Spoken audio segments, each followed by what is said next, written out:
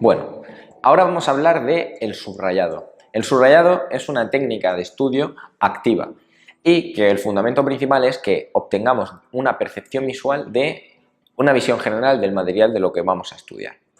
Pero no todos subrayamos de una forma correcta, no nos enseñan a subrayar.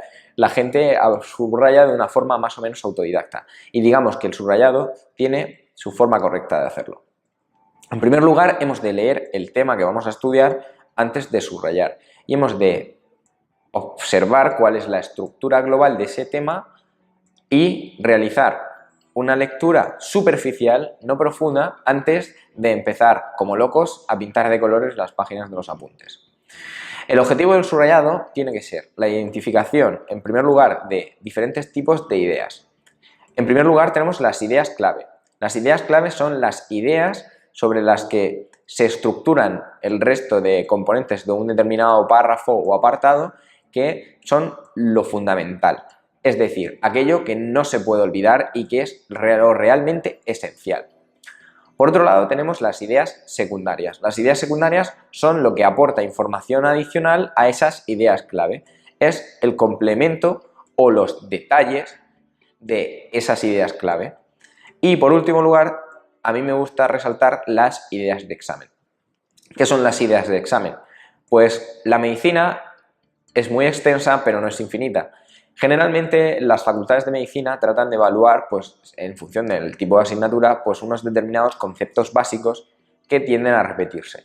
No de la misma forma, pueden variar en función de pues, el profesor, el profesorado que cambia, o entre facultad y facultad, pues no lo da la misma gente, pues se centran sobre otras ideas porque le gusta más un determinado tema, pero sí es recurrente en los exámenes que se repitan los mismos temas y pues nosotros pues tenemos acceso a exámenes de años anteriores y demás, y esto es una herramienta que debemos utilizar para saber que es una idea que se pregunta en el examen y por lo tanto es una idea muy rentable. Para esto, para diferenciar estos diferentes tipos de ideas en el texto, vamos a utilizar un código de colores. El código de colores es completamente personal.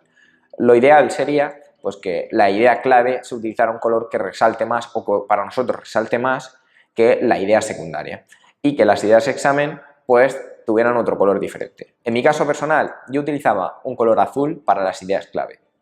Las ideas secundarias las pintaba con un color amarillo, un subrayador amarillo. Y las ideas de examen las realizaba con círculos con un rotulador rojo. De esta forma me resultaba más fácil visualizar en mi material de estudio qué es lo fundamental para estudiar más rápido y sobre todo memorizar y acelerar los repasos posteriores. Otra herramienta de estudio importante son los esquemas. Los esquemas es una herramienta que yo sinceramente utilicé poco durante la carrera. ¿Por qué? Pues sobre todo por falta de tiempo. Hay muchísima cantidad de materia en la Facultad de Medicina que estudiar y elaborar materiales adicionales, pues si no los utilizas y consiste en duplicar información, pues hace que pierdas más tiempo. Pero el esquema, si lo utilizas de forma adecuada, pues te puede ayudar a rentabilizar mucho tu estudio. El esquema consiste en el mismo principio del subrayado. En el esquema hay ideas principales, que las podemos sacar desde el subrayado que hemos realizado, luego ideas secundarias y tendremos las ideas examen. Mi aconsejo con respecto a los esquemas es que si realizamos realmente esquemas, los aprovechemos y que no dupliquemos información. No estudiemos tanto del libro o la comisión de apuntes y luego también estudiemos el esquema. Si decimos estudiarnos algo, que sea de un apartado o de otro. Y por eso los esquemas recomiendo que sean completos, para que sean completamente sustituibles, es decir, podemos estudiar de un sitio o de otro. El esquema nos va a dar una percepción visual del temario, una visión global de los elementos de ideas principales de cada apartado y nos permite pues memorizar cosas que desde un estudio memorístico plano a través de un subrayado normal y corriente pues no podríamos usar.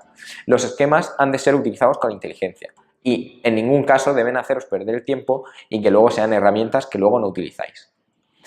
De la misma forma están los resúmenes. El resumen no es más que un esquema desarrollado. Y estos, pues como he comentado anteriormente, yo también los utilizaba poco durante la carrera por falta de tiempo, pero un resumen puede llegar a ser bastante útil. El resumen no es sino una redacción del esquema y se centra, como he dicho anteriormente, pues sobre las ideas principales, ideas secundarias, y las ideas de examen. Lo recomendable es que el resumen sea resumen, pero a la vez exhaustivo.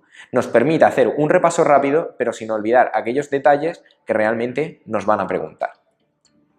Y por otro lado, vamos a hablar de la memorización. La memorización es el apartado clave en el estudio. Pero ¿qué pasa? No es como las técnicas activas anteriores que he comentado. La memorización requiere un mayor esfuerzo. Y además hemos de comprobar que estamos memorizando. Continuamente estamos mirando nuestros apuntes, mirando hacia otro sitio, pensando si realmente sabemos la materia, si lo controlamos, memorizamos, etc. Pero la memorización no debe ser plana. No porque más repitamos un concepto lo vamos a aprender mejor. Es en cómo repitamos ese concepto, cómo lo vamos a aprender mejor. Y es aquí donde es importante saber que existe una cosa en todos los seres humanos, que es la curva de la memoria. Aunque tú tengas un cociente intelectual de 200 y seas un superdotado, vas a olvidar cosas, Y es conveniente planificar los repasos de una manera inteligente. Se ha comprobado que las personas tienen que realizar repasos temporalmente para que se permanezcan las huellas de la memoria en cada persona y esas huellas de la memoria permanezcan a lo largo del tiempo. Me explico. En primer lugar, cuando nosotros estudiamos un tema, lo conveniente es que hagamos un repaso al finalizar esa sesión de ese tema. Posteriormente, a las 24 horas es recomendable que hagamos otro repaso de ese mismo tema que hemos estudiado. Y esto va a quedar en nuestra huella de la memoria en torno a una semana. Por eso, a la semana de haber hecho ese último repaso, deberíamos realizar otro repaso que haremos más rápido, a mayor velocidad y nos ayudará a tener una huella de la memoria más larga en el tiempo y que nos permitirá dilatar hasta un mes el tiempo de estudio de esa misma materia. Con esto quiero decir que no hay que hacerlo de esta forma exhaustiva, pero hemos de conocer que nuestra memoria funciona de esta forma para acoplar los resultados, acoplar nuestros periodos de memorización a lo largo del tiempo y nuestros repasos de forma inteligente para que no tiremos tiempo de memorización a la basura, ya que si nos estudiamos una cosa y pasan 2 meses desde que nos la hemos estudiado, pues probablemente recordemos algo muy básico y no en profundidad, y será un tiempo pues que no hayamos aprovechado auténticamente. Mientras que si establecemos una serie de repasos a lo largo del tiempo, pues somos capaces de aprovechar más el tiempo, aprender mejor las cosas y que nos cueste menos trabajo.